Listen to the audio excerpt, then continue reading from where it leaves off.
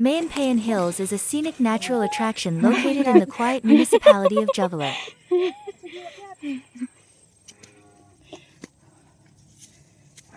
Mayanpayan Hills is a natural park and campsite that offers a relaxing escape into nature.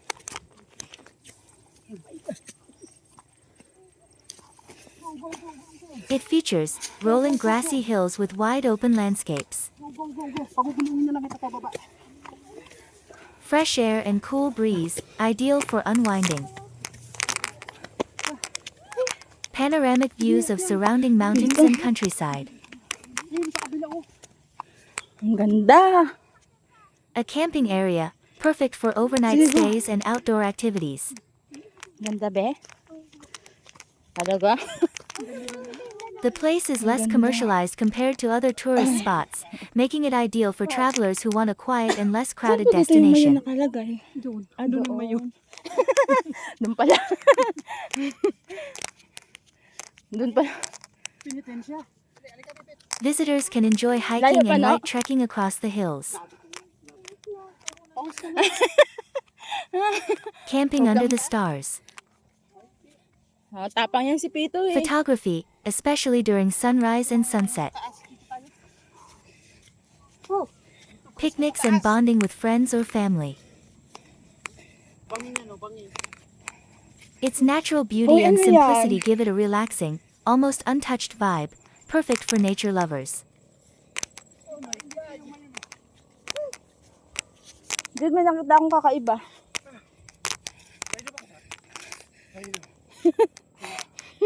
Kainom ako. Hindi ko na kaya. Ayoko na. Uuwi na ako.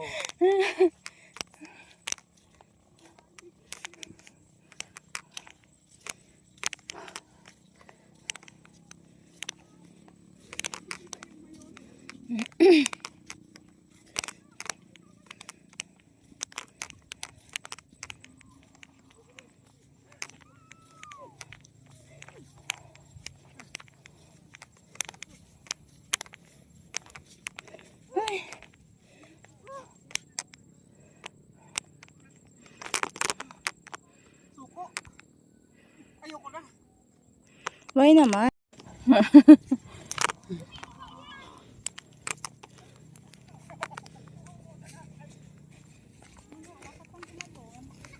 Sabay mo yun.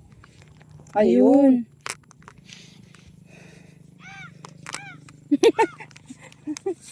Oo.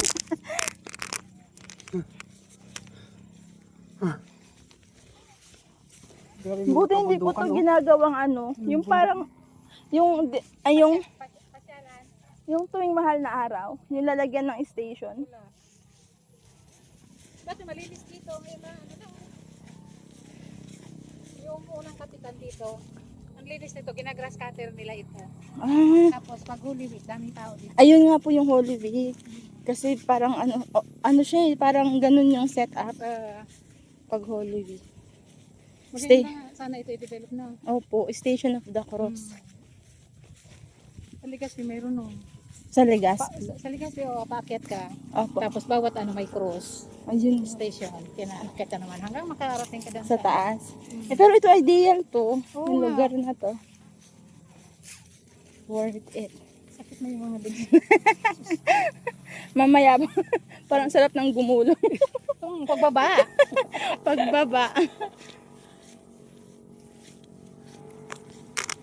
Wala naman kasi kung hindi naman po ano. Para lakad ng malayo.